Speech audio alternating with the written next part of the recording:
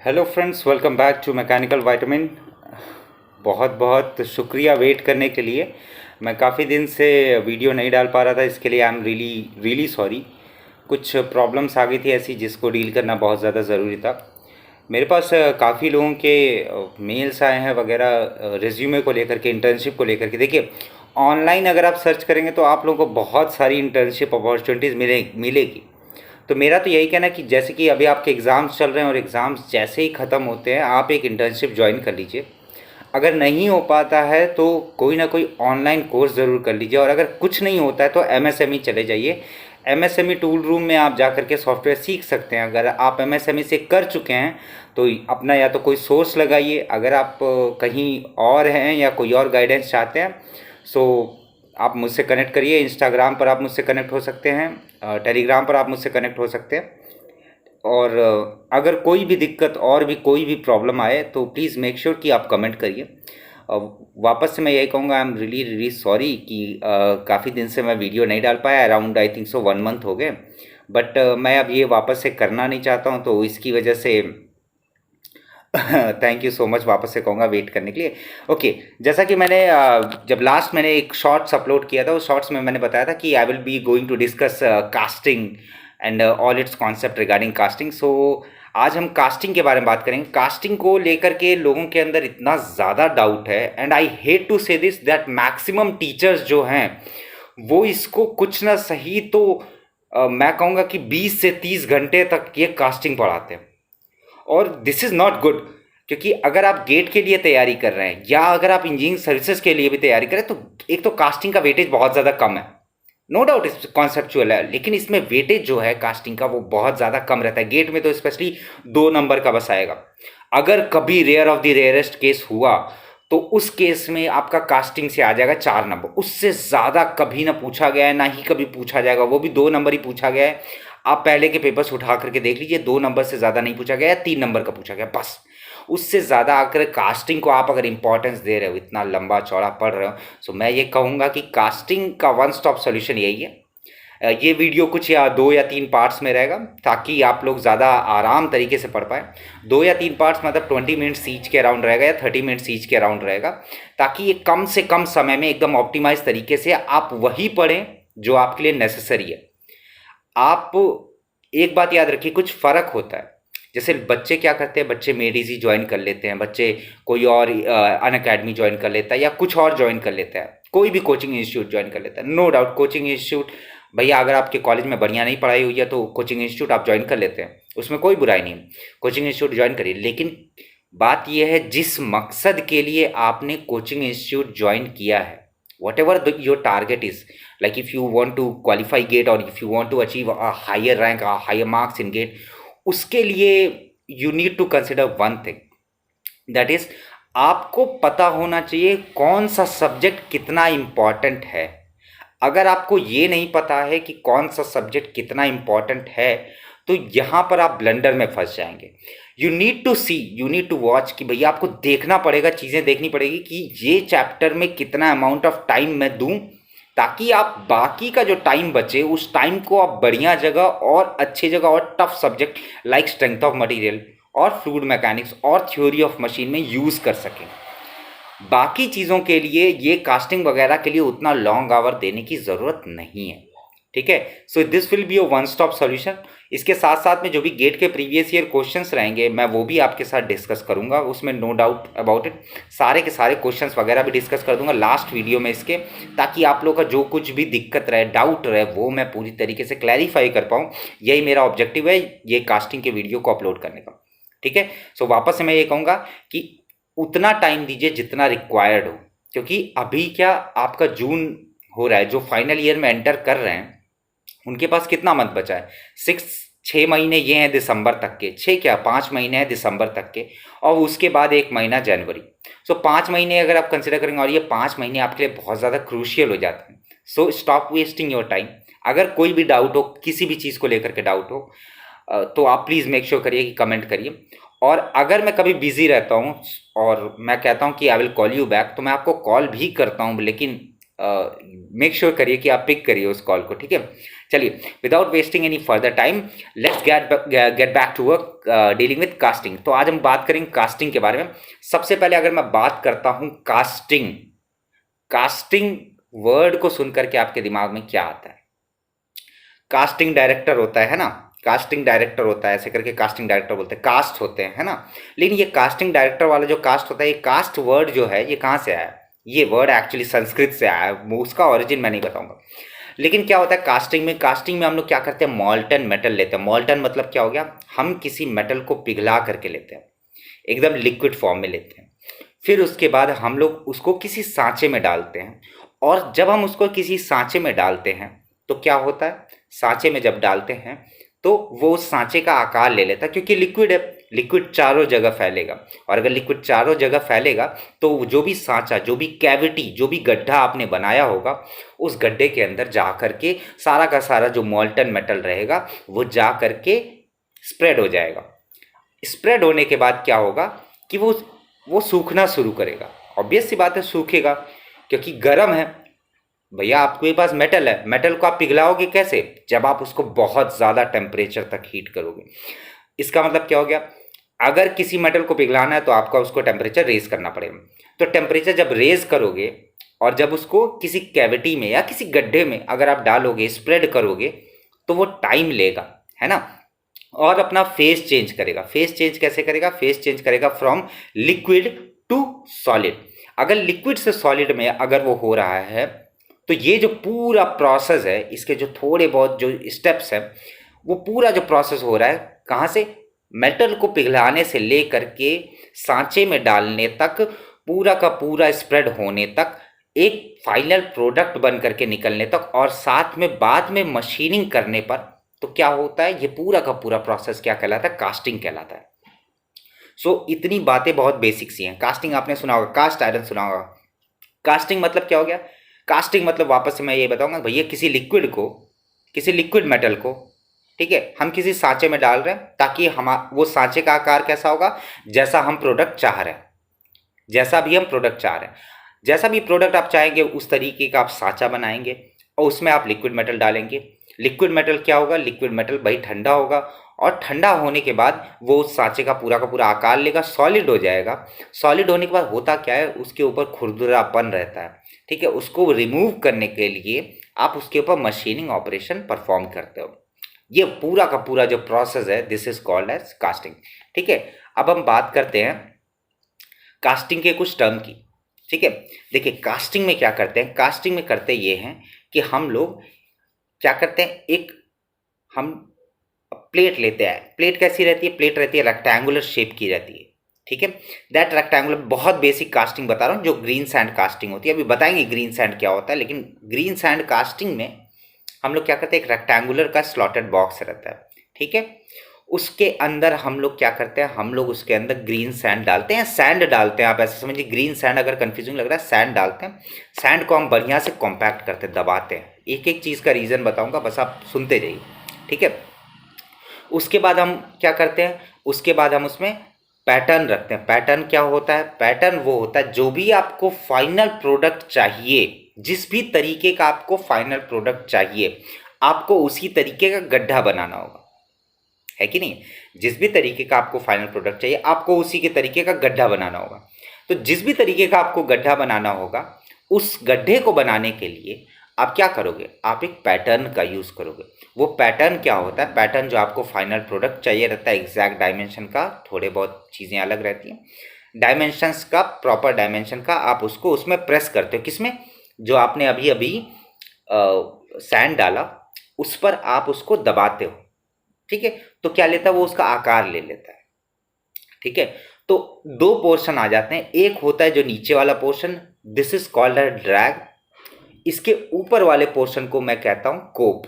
Sorry, ये drag होता है और ऊपर वाले पोर्शन को कोप कहते हैं, ठीक है। आइए देखते हैं, यहां देखिए स्लाइड में क्या है। ये डायग्राम आप देख पा रहे हैं, डायग्राम से आपको बहुत कुछ क्लियर हो जाए। देखिए बाद में हम लोग क्या करते हैं, ये देखिए ऊपर वाला ये जो पोर्शन है, ये this one, this whole portion, जैसा कि ये देख पा रहे, this up to this particular line, up to this particular line, ऊपर वाले पूरे पोर्शन को हम क्या कहेंगे, ऊपर वाले पूरे पोर्शन को हम लोग कहते हैं कोप। और नीचे वाले पूरे पोर्शन को हम लोग क्या कहते हैं, ड्रैग कहते हैं। ठीक है, अब देखिए यहाँ पर अगर आप ध्यान से देखेंगे, यहाँ पर क्या है, ये जो इस शेप का है, दिस इज योर पैटर्न। ठीक है, मान लीजिए अभी के लिए पैटर्न, ठीक है, ये पैटर्न होता है। अब पैटर्न तक में मुझे अगर मोल्टन मेटल डालना है, क्योंकि मैंने क्या किया, मैंने ड्रैग लिया, उसके ऊपर मैंने ग्रीन सैंड को डाला, ग्रीन सैंड को मैंने दबाया, उसके बाद मैंने पैटर्न को रखा। पैटर्न मतलब पहले पैटर्न रखते हैं वैसे तो, मान लीजिए पैटर्न को आपने धसाया, पैटर्न का शेप हो गया, उसके बाद आप ऊपर कोप रखते हैं, तो ये पूरा बंद हो गया। अब इस तक पहुंचने के लिए जो पैटर्न आपने रखा, इस तक पहुंचने के लिए क्या करना पड़ेगा, इस तक पहुंचने के लिए किसे पहुंचना है, मोल्टन मेटल को पहुंचना है। तो मोल्टन मेटल को अगर यहाँ से यहाँ तक पहुँचना है, मतलब पूरा का पूरा अपर लेयर से लेकर के यहाँ तक पहुँचना है, तो क्या होगा, तो होगा ये कि उसको एक रास्ता चाहिए होगा। ये रास्ता जो प्रोवाइड करता है, यही मेन इंपॉर्टेंट न्यूमेरिकल वाइज में आपके लिए बहुत ज़्यादा इंपॉर्टेंट हो जाता है। गेट में तो इसको कहते भी गेट है। गेट होता है, स्प्रू होता है और रनर होता है। अभी एक एक करके चीज़ों को समझेंगे। अभी बस चीज़ें हल्की फुल्की लाइट वे में लेते चलिए, बस कहानी सुनिए और सामने जो भी आपके स्लाइड आ रहा है वो देखते हुए चलिए। ठीक है, तो देखिए फ्लास्क क्या होगा, फ्लास्क वो होगा कि विच holds the sand mould intact made up of good for temporary application.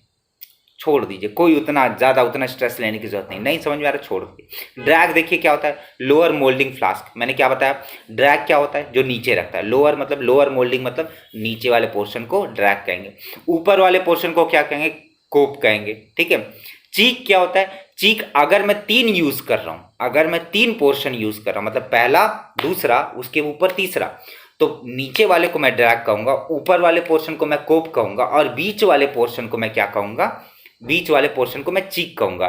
सो इसको क्या कहेंगे, इंटरमीडिएट मोल्डिंग फ्लास्क।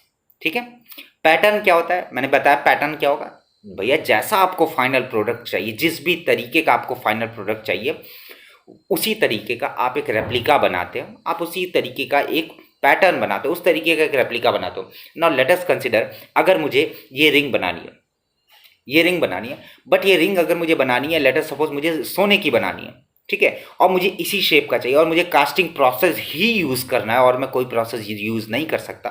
सो इसका मतलब क्या हो जाएगा, मैं इसके तरीके का कोई लकड़ी का बनाऊंगा, सेम साइज़ का मैं लकड़ी का बनाऊंगा या किसी और मेटल का बनाऊंगा जो सस्ता हो, है ना, जिसका नुकसान हो जाए तो आपको ज़्यादा दुख तकलीफ ना हो।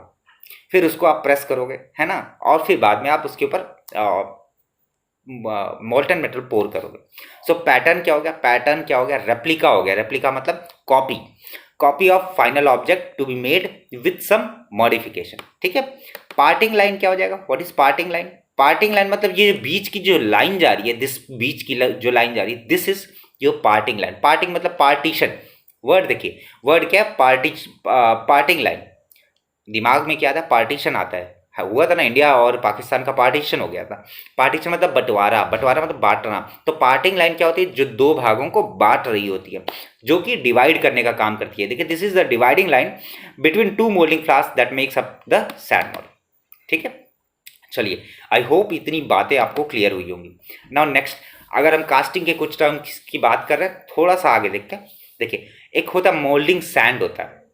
मोल्डिंग सैंड क्या होता है, मोल्डिंग सैंड एक ऐसा सैंड होता है जिसके पास एक स्पेशल प्रॉपर्टी होती है। Now what is that particular special property, that is called as refractiveness. What do you understand by the term refractiveness, refractory material. Refractory material मतलब क्या होता है, रिफ्रैक्टरी मटेरियल मतलब वो होता है दैट विथस्टैंड मतलब वो सह सके, झेल सके, विथस्टैंड लार्ज टेम्परेचर, जो झेल सके बहुत ज़्यादा टेम्परेचर को, बहुत ज़्यादा टेम्परेचर को वो बर्दाश्त कर सके, वो झेल सके। So that is called as refractive material. ठीक है, used for making mould cavity. Cavity जहाँ कहीं भी आएगा आपको कुछ नहीं, कैविटी क्या होती है, दांत में कैविटी होती है ना। कैविटी मतलब क्या होगा, गड्ढा, बस ऐसे आप याद रखिए। मोल्ड कैविटी मतलब जहाँ पर आप मोल्टन मेटल मतलब लिक्विड मेटल, मोल्टन मतलब क्या होगा, लिक्विड मेटल, जहाँ कहीं पर भी आप पोर करेंगे, जिस भी गड्ढे तक वो जाएगा, दैट गड्ढा is called as mould cavity. ठीक है, अब इसमें कंपोजिशन क्या रहता है, कंपोजिशन में देखिए आप क्या रहता है, silica, okay, clay, moisture, appropriate proportion में। आप इसमें से कुछ भी ऐसा नहीं चाहते जो कि ज़्यादा हो जाए या जो कि कम हो जाए अप्रोप्रिएट प्रोपोर्शन में। इसका जो रीज़न है, इसका जो कारण है, वो मैं आपको आने वाले फ्यूचर में बताऊंगा। आप उसके लिए ज़्यादा परेशान मत होइए कि अप्रोप्रिएट प्रोपोर्शन क्या होता है, ठीक है। और देखिए एक यहाँ पर एक टर्म है कोर का। This is very important. Core क्या होता है? What do you understand by core? जब कभी भी हमको हॉलो कैविटी बनानी है, हॉलो कैविटी मतलब ये रिंग जैसा, ये रिंग क्या है आपका? ये रिंग आपका कुछ नहीं, हॉलो है भाई, ये छेद है, ठीक है। आपको कुछ ऐसा बनाना है, मेरे पास पेन होगा यहीं कहीं, ओके हाँ ये देखिए। अगर मुझे ये बनाना है, अगर मुझे ये ऐसा कुछ होल जैसा कुछ कास्ट करना है, सो क्या करना पड़ेगा? मुझे बीच में कुछ ना कुछ लगाना पड़ेगा। क्यों लगाना पड़ेगा? लगाना इसलिए पड़ेगा कि अगर मैंने पैटर्न कुछ इस तरीके का बनाया और मैंने इसको दबा दिया, मैंने इसको सैंड में दबा दिया, उसके बाद मैंने इसको निकाल दिया। अब अगर मैंने इसको निकाल दिया तो मॉल्टन मेटल अगर मैं पोर करूंगा तो पूरा का पूरा ये शेप ले लेगा, ले लेगा, बिल्कुल ले लेगा। लेकिन मॉल्टन मेटल इधर भी पहुंच जाएगा, है ना। तो आपके पास एक सॉलिड सिलेंड्रिकल ऑब्जेक्ट आ जाएगा इंस्टेड ऑफ हॉलो के। तो जहां कहीं भी मुझे हॉलो पार्ट चाहिए, हॉलो मतलब जो कि बीच का उसका मटेरियल ना हो, अंदर का मटेरियल ना हो, दैट इज हॉलो। हॉलो मतलब खोखला, है ना, यही होता है। हॉलो इंसान है, हॉलो इंसान मतलब क्या हो गया? जिसके अंदर कोई इमोशंस, कोई फीलिंग नहीं। तो हॉलो मटेरियल या हॉलो आपको कुछ भी प्रोडक्ट बनाना है, उस केस के लिए आप बीच में क्या करोगे? आप बीच में कुछ ना कुछ लगाओगे, ताकि दो चीज़ें, ताकि एक तो वहाँ पर मोल्टन मेटल घुस ना पाए, क्लियर, और एक तो छेद बरकरार रहे, और एक क्या बात, और एक कोई बात, एक ये कि ये इस सरफेस को भी सपोर्ट कर पाए। सो कोर क्या होता है? देखिए कोर क्या होता है? कोर होता है used for making hollow cavities. Hollow cavities, hollow cavities मतलब ऐसी कैविटी जिसके अंदर में भी एक और गड्ढा है, ठीक है। तो यहाँ पर ये जो येलो कलर का जो आप देख पा रहे हैं, this yellow colour is called as your core. This yellow colour is called as your core. Now what is pouring basin and what is sprue? So pouring basin क्या होगा? पोरिंग बेसिंग वो होता है जहां से आप पोर करते हो। पोर मतलब जहां पर आप डालते हो, क्या डालते हो? मोल्टन मेटल डालते हो, है ना। जहां कहीं भी आप मोल्टन मेटल डालोगे, that is called as your pouring basin. So small funnel shaped cavity. Funnel shaped cavity मतलब कैसे? कि अब अगर आपको कभी घर पे अगर आप रहे होंगे, अगर आपको तेल खाली करना है from packet into a big jar, है, तो आप क्या करते हो? आप एक फनल का यूज करते हो, कुप्पी, कुप्पी जिसे नॉर्मल लैंग्वेज में कहते हैं। सो दैट कुप्पी is called as funnel.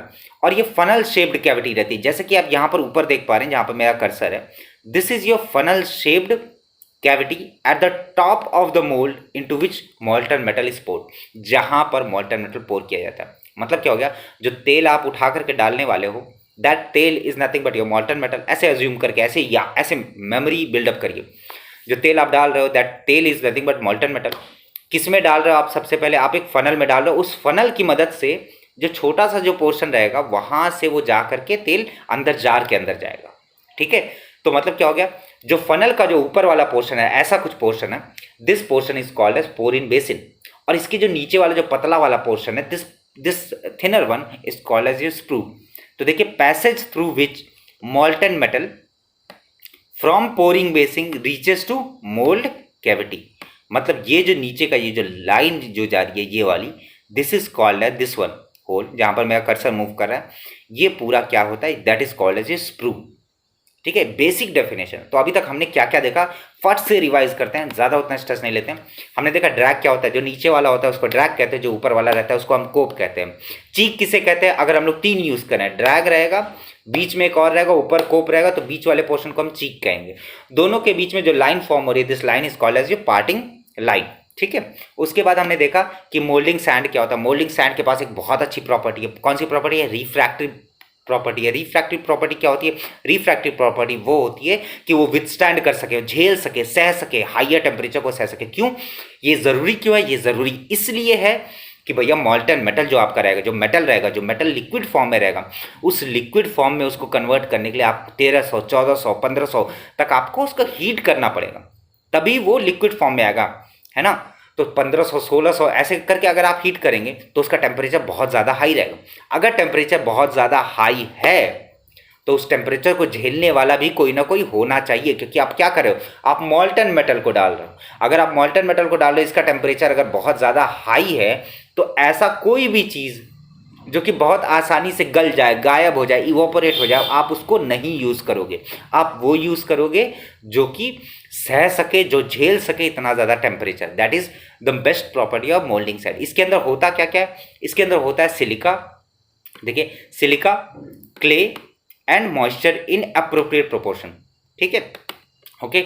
Next हमने बात किया कोर के बारे में। कोर क्या होता है? कोर वो होता है जहां पर आपको हॉलो मटेरियल बनाना हो, हॉलो प्रोडक्ट बनाना हो। हॉलो प्रोडक्ट बनाने के लिए आप क्या करोगे? आप क्या करोगे? हॉलो प्रोडक्ट में बीच में भी आप कुछ ना कुछ रख दोगे। जो भी कुछ आप रखोगे, that particular thing is called as your core. ये क्यों करते हैं? ये इसलिए करते हैं क्योंकि आपको क्या चाहिए? आपको चाहिए हॉलो चीज चाहिए, तो क्या होगा, वहां पर मॉल्टन मेटल ना जाए, उतनी दूर पर मॉल्टन मेटल ना जाए। ठीक है। पोरिन बेसिंग क्या होता है? पोरिन बेसिंग फनल शेप्ड होता है, ऐसे मैंने करके बताया, this is your funnel shape, this is called as a pouring basin. उसके नीचे जो पतला सा जो जाता है, कुप्पी, अगर घर पर होगी कुप्पी या रूम पर होगी कुप्पी, उठा करके देखिएगा कैसा होता है, ऐसे करके कुछ रहता है और नीचे पतला सा गया रहता है, दैट थिनर वन जो पतला सा रहता है, that is called as a sprue, जो कि क्या होता है, पोरिन बेसिंग से लेकर के मोल्ड कैविटी तक रहता है। ठीक है, आइए नेक्स्ट बात करते हैं, रनर बात करते हैं, गेट, चैपलेट, चिल, ये सब की बात करते हैं। ठीक है, ये कास्टिंग टर्म जानना क्यों जरूरी है, ये क्यों मैं बता रहा हूं, क्योंकि इसके बिना कास्टिंग का जो बेसिक कॉन्सेप्ट है वो आप नहीं समझ पाओगे। और ये इंपॉर्टेंट भी है, क्यों? क्योंकि कहीं ना कहीं बाद में फ्यूचर में कभी ना कभी जब भी आप कभी इंटरव्यू दोगे फ्यूचर में, तो कहीं ना कोई घुमा फिरा करके अगर आपने गलती से बता दिया कि manufacturing is your favourite subject, या production is your favourite subject, या casting is your favourite subject, या कुछ भी अगर आप बताते हो, तो अगर ऐसा कुछ बताते हो तो कास्टिंग से ऐसे क्वेश्चन जरूर पूछते हैं। तो आइए देखते हैं अगला क्या है। अगला है हमारे पास रनर। ना what do you understand bye runner? Runner कुछ नहीं है, रनर नाम देखो क्या, रनर क्या होता है भैया? दौड़ने वाला। अरे वर्ड देखो यार, इतना ज़्यादा अपने दिमाग को कॉम्प्लेक्स मत करो। चीज़ों को जितना लाइट रखोगे उतना ज़्यादा टेंशन फ्री रहोगे। तो लाइट देखिए क्या है, रनर मतलब क्या हो गया? भागने वाला। अब भैया कोई भी चीज़ खुद तो भागेगी नहीं, क्यों? क्योंकि कास्टिंग कर रहे हैं, तो वो जो मोल्टन मेटल को आगे बढ़ाए, भगाए, that is called as runner. तो क्या हो जाएगा? पैसेज वे, जगह चाहिए, passage way in the parting plane. देखिए बहुत ध्यान से, in the parting plane through which molten metal flow is regulated before they reach mould cavity. ठीक है, तो ये हो गया आपका, ये देखिए ये फनल शेप्ड है, क्या हो गया? पोरिन बेसिन, यहां पर आप पोर करें। नीचे वाला क्या हो गया? स्प्रू हो गया। उसके बाद ये जो मोल्ड कैविटी से तक जो जा रहा है, जो बीच वाला, this is called as your runner.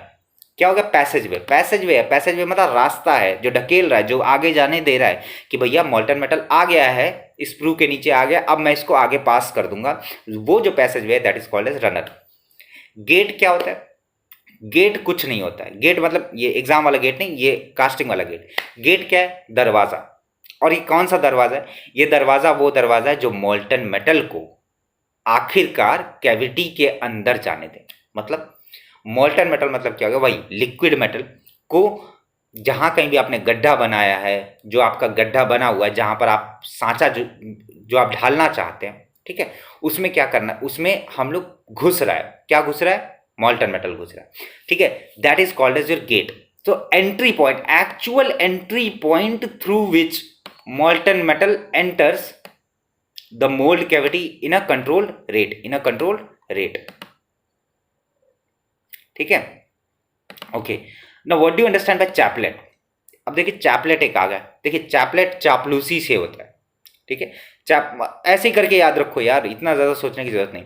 मैंने तो ऐसे ही याद रखा था। चैपलेट क्या है? चैपलेट से या तो दो दिमाग में आता है, या तो चार्ली चैपलिन याद आता है, या तो चापलूसी याद आता है। अगर आपके दिमाग में या तो मम्मी की चप्पल याद आती है, कुछ भी याद आती है। तो देखिए मम्मी की चप्पल क्या करती थी? मम्मी की चप्पल जब भी आप कुछ गड़बड़ करते थे, कुछ गलत करते थे, तो आपको सही रास्ते पर लाने के लिए भैया मम्मी की चप्पल काम आती थी। चार्ली चैपलिन क्या करता था भैया? इमोशनल सपोर्ट देता था कि हाँ, इवन दो लाइफ में बहुत कुछ चल रहा है, आप अच्छे से सर्वाइव कर ले जा रहे हो। और चापलूसी करना भैया, किसी की जी हुजूरी करोगे तो आपको कुछ ना कुछ मिल जाएगा। ठीक है, तो अब इसको रिलेट करते हैं कास्टिंग से। चैपलेट क्या करता है भैया? सपोर्ट का काम करता है। सपोर्ट कैसा सपोर्ट भैया? हमारे बिना तुम नहीं हो, तुम्हारे बिना हम नहीं है, चापलूसी वाला टाइप का काम है। ठीक है, सो मतलब क्या हो जाएगा कि जो भी कोर जो भी आप लगाओगे, मैंने क्या बोला था? मैंने कहा था ये है, इसके अंदर आपने कोर लगा दिया। अगर कोर आप लगा रहे हो तो उस कोर को सपोर्ट करने के लिए, उस कोर को सपोर्ट करने के लिए आप क्या लगाओगे? आप लगाओगे चैपलेट। तो जो कुछ भी आपका सपोर्ट करने के काम में आता है कोर को, that is called as your chaplet. ठीक है। और चिल क्या होता है? चिल इस वर्ड क्या, चिल वो कहते हैं ना जस्ट चिल। जस्ट चिल क्यों बोलते हैं? और जस्ट चिल जनरली क्या होता है, समर के टाइम में होता है ना, चिल चिल मार, है ना। सो चिल क्या होता है? एक मेटालिक ऑब्जेक्ट होता है। मेटालिक ऑब्जेक्ट किस तरीके का भैया? मेटालिक ऑब्जेक्ट है तो मेटालिक ऑब्जेक्ट किस तरीके का? वो इस तरीके का होगा कि वो क्या करेगा, वो आपका कूलिंग रेट को इंक्रीज कर देगा। It will increase the cooling rate of casting. It will increase the cooling rate of casting. Cooling rate को बढ़ाने के लिए। क्यों? क्योंकि जो आपने मॉल्टन मेटल डाला है, मॉल्टन मेटल वाला लिक्विड मेटल डाला है, वो भी मेटल ही है। ठीक है। और अगर आप वहां पर कोई एक और मेटालिक ऑब्जेक्ट लगा रहे हो तो क्या होगा, मेटल का मेटल में कांटेक्ट होगा।